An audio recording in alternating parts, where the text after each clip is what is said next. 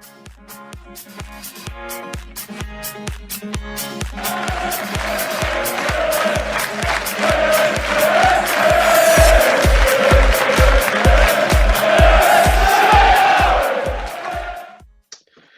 everybody, welcome back to the Stacey West preview show. I'm Jake. This week I'm donning the first ever Stacey West piece of merch that Gary sent me, so thank you very much, Gary.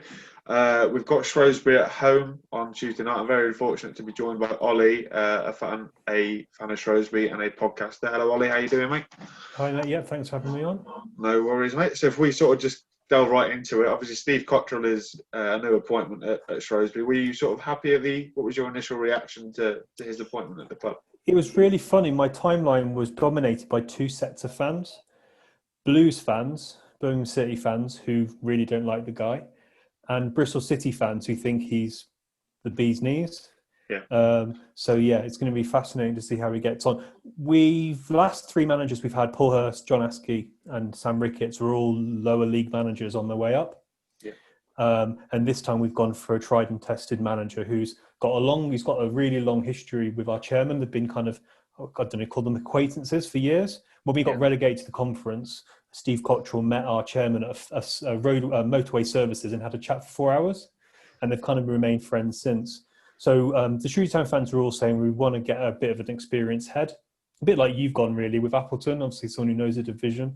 I was mildly optimistic when he signed, but now, I'm like on cloud nine, really happy.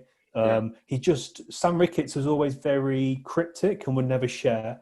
And Steve Cottrell's like talking about, the position of how defenders stand when they're defending pieces. He's talking about little bits of how we wouldn't let Honeyman get on his left foot. And he's just sharing loads of data and information. And it's just, as you can probably tell, I'm quite happy with him, and the fan base are really happy because, to beat Hull on Saturday and the performance as well was just unbelievable. Just couldn't believe what I was watching. And I was really happy to actually enjoy watching our football because football in 2020, let's put it this way, Steve Cottrell could win more league games than Sam Ricketts did. Yeah. He only took over at the start of the month. So what was the downfall for Sam Ricketts? Obviously he was quite successful with Wrexham, relatively obviously in the conference, but it was quite a jump up to Shrewsbury at the time. What was the downfall in Sam Ricketts? This is a big question. I'll try to be concise. I think recruitment was poor, not just in terms of quality, in terms of this January window, but also we've got like literally 12 central midfielders, 3 central defenders, and loads of rubbish right backs. The squad is really imbalanced. And at the end, he was panicking, and I can only assume panicking, signing Charlie Daniels, who's in his 30s, Leon Clark, who's in his 30s, and Pugh in his 30s. And when Shrewsbury got relegated to the conference, we got relegated with people like Ian Wone and Nigel Jempson, who were in their 30s. So everyone was quite concerned. And then I think, I'm going to be quite brutal, I just don't think Sam Ricketts is a particularly good football manager, or he wasn't a good football manager at Shrewsbury. He'd set us up really well, but then the opposition would just change their tactics and then we would lose. And fitness and every aspect of football management for him just wasn't working this season. He did all right last year and we finished 15th, but for me that's an asterisk. Would we have finished 15th or would we have fallen lower? So lots of problems, and it's remarkable that Steve Cottrell's been here 2 weeks. He's had 4 games. We've drawn 3 and then 1 in extra time against Bristol City. Oxford City, in the FA Cup, and then the result on the weekend. So you touched on it there. The result on Saturday, absolutely extraordinary from an outsider's view. What would you put that down to? Was it a freak result? Was it Shrewsbury doing a job on Hull? What sort of won you the game? I would say, there's a number of things. Clearly, the team went in with a game plan. Really clear, concise instructions. Their fullbacks are really effective for Hull, and basically we blocked them whenever they came inside. Honeyman didn't really get a sniff, and Greg Docherty, who we know really well, we've had him on loan. He didn't get a sniff either. So we were really well set up. Our 3 central defenders, last season were one of the best defensive unit in the league, and they seem to have lost confidence, but they were doing the basics right. and the players performed really, really well. So I think it's a combination of the team being set up well, players performing, and then the manager obviously being a catalyst for all that. And it was really fascinating. Hull fans were quite complimentary about us, saying things like, how on earth are they 23rd? And some of their fans thought we were one of the best teams they'd seen this year in terms of shutting them out. So that was quite interesting. So for me, it was a good performance and a really good result. Because obviously on Saturday we could have gone top if results gone our way. We looked at the game at the KC thinking, Shrewsbury, they're never going to get a result up at Hull, but it sort of shows you that this year the league is a bit all over the place, a bit like we discussed off air.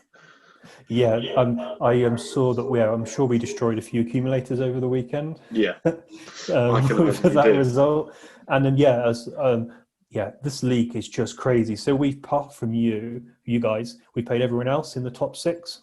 Yeah, and no one's special. Charlton looked average. Peterborough looked good. They beat us 5-1, but that we just completely gave up. Obviously, Hull didn't look that special, but clearly they're a good side. And Portsmouth as well. We played in the first game of the season, and they looked a bit rusty almost. Yeah. You could win this division, and without upsetting your fans too much, you probably could finish mid-table as well. Yeah, it's just a crazy division. I think whoever recruits well in the January transfer window is probably going to be a big marker. And given Appleton is so fantastic at signing players at this level, I wouldn't be, if you want to go up, this is a great opportunity for you. And I'm sure Appleton is convincing your board to try and give him a bit of money, because I think he's proved his worth in terms of recruiting players. Yeah. Obviously, this isn't the first time that Lincoln and Shrewsbury have met this season. There was a repeat of the 2018 Papa John's, whatever you want to call it, final now. It was a checker trade, I think, at the time. Yeah. Obviously, Lincoln ran out 4-1 winners, but you said Shrewsbury were heavily changed in that night. Did you watch the game, and just what were your quick thoughts on that game? Yeah, I did watch the game. Shrewsbury changed 10 players. We have some players playing that game who aren't even registered for the league. Our squad is so bloated, like Donald Love, who we signed from Sunderland. He's not even registered in our league squad, and he's a right back. So we had 2 full-backs playing in central defence. And then we had a young Irish lad, Northern Ireland Irish lad, who's played a couple of games on the right wing, a Tottenham youth kid up front. And Jason Cummings, who doesn't seem fit enough to play for 20 minutes. So, it was a very much changed side. I think there was a few changes in the Lincoln side as well. Yeah. But Lincoln just did us on the counter. I can't remember the guy's name. Elbazetti. He just ran from a corner. I think it was a corner. He just ran the whole length of the pitch, and we couldn't keep up with him. If we'd have Roshawn Williams playing for us, who we signed from Man United, he would have caught up with him quite easily. For me, it was Lincoln played all right, but I thought Shrewsbury were quite poor. And I'm not surprised. Even the manager said, he put these players in because he had to. We needed to rest the first team. But for me, it's not. You guys are having a great season. You're second, and we're currently 22nd. So you'd expect Lincoln to win, but it's not going to be. I would suggest it's not going to be as easy as that game. You mentioned Williams there, the centre half. Who else are the players that Lincoln fans should be worried about on when they watch on iFollow tomorrow evening? In terms of I wouldn't say there's a lot of players for you to worry about, because we're one of the lowest goal scorers in the league, and that's one of our kind of biggest challenges that we have. We've only scored 17 goals. That's a bit of a worry for us. In terms of probably players to keep your eye out for, Sarsic in goal is a good goalkeeper on loan from Wolves, who they signed from Villa, who's a Montenegrin international. Our back 3 are pretty solid with Williams, Ebanks, Landell, and Aaron Pierre, who's a really good player and who's getting back into form. Charlie Daniels is a player I'm sure your fans all know from his time at Bournemouth, and he's not as mobile obviously as he used to be, but he's still got he scored a wonderful goal on Saturday and from set pieces. Aaron Pierre on a corner, and Daniels taking corners is going to be a bit of a threat. And then in midfield, Ollie Norburn and Vela are doing pretty well. And we played Goss, who's more of a deep line playmaker, as a number 10 on Saturday. He's never played there before, and he was absolutely amazing. I do worry about our ability to score goals, but it'll be an interesting game, and one I'm very much looking forward to. The result, obviously, for both of our sides on Saturday, us losing 4-0 at home, and then you guys going away to Hull. Does that give you a little bit more confidence, perhaps, going into this game than you would have had potentially a week ago? Yeah, a couple of weeks ago, this would have been a home banker for us, for you guys. But yeah, for me, going to this game, I think we've got a good chance. Maybe a draw, but I wouldn't be surprised if we come away with a win. That's how confident I am in terms of how well performing. I guess the challenge for both of our sides is you guys obviously maybe got a bit of a hangover from that game on Sunderland, Yeah. and the reason we did so well on Saturday is because we had a week off. So it'll be really interesting to see what we can do in terms of getting the squad ready. I think it'll be a tight game. I wouldn't be surprised if Lincoln won, though, to be fair. Yeah. Just quickly, I'm not sure if you've seen much of Lincoln this year, and what have your sort of opinions been on? Because obviously, as a pundit yourself, you might not have put Lincoln towards the top end of your traditional big clubs in this league, that be fighting for promotion. What are your thoughts on Lincoln now, considering where you might have placed them in your pre-season standings? Yeah, I kind of it's really hard. League One is it's really hard to predict. I expected Lincoln probably to be top half.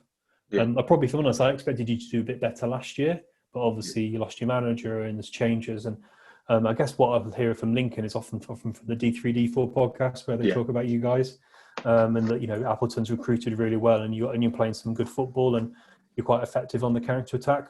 I'll be honest, I don't really know many of your players yet. I normally do a bit of a look on this evening. But yeah, I would expect a tough challenge, but I'm not going to profess to be an expert on you guys. On to tomorrow's game. How are you expecting Shrewsbury to line up? So we'll line up very much the same, and we've lined up the same way. So it will be 3-4-1-2. So classic back three with a number 10, with two central midfielders and two strikers. Ado and Worley played up front. So Worley's typically a right winger. When you've probably played him in the past, and when he's always played his careers lower league and played for Luton. He's more of a right winger, but he's been doing quite well up front, making lots of runs. And Ado is a player we signed from Telford who hasn't scored a lot of goals, but he was absolutely superb on Saturday. With his hold-up play, and did a really nice layoff for Daniels to score. Maybe they can do something. I seem to remember Sean Wally hit an absolute peach of a strike onto our crossbar in that Checker Trade game. Yeah, he did. He scored a direct free kick in the FA Cup game against Oxford City, right in the top corner, and that's why he took it. That free kick again against you. So yeah, if we can, I think set pieces is going to be a real threat. And if I was a Lincoln fan, I'd be quite concerned. If you give us anything from a set piece point of view, we've got three really big centre halves, and Charlie Daniels and Worley's distribution from set pieces is a real threat. So what are you sort of hoping for from this game? A quick score prediction. Given this moment, do you think you take a point? Yeah, a point would be great for us. It would take us closer to getting out of the relegation zone and playing a team that's second away from home. A point would be a good result for us. I'd like us obviously to win clearly, but for me a point is would be fine. And if we lose too long as we perform well, I won't be too disheartened either. And what would your score prediction be? My score prediction be, I reckon both teams will score. So yeah, I'm going to go for a 2-2 prediction. 2-2 draw. Well, thank you very much, Ollie, for coming on. Where can Lincoln fans sort of hear your views on the game as well? Yeah, so if you want to follow Shrewsbury, we're on Twitter. Is probably the best place to go at Salopcast, and we're on all the normal formats from Apple to SoundCloud to Spotify. Brilliant. Well, thank you very much, Ollie, for coming on. It's been an absolute pleasure, and thank you everybody for watching. We'll see you next time.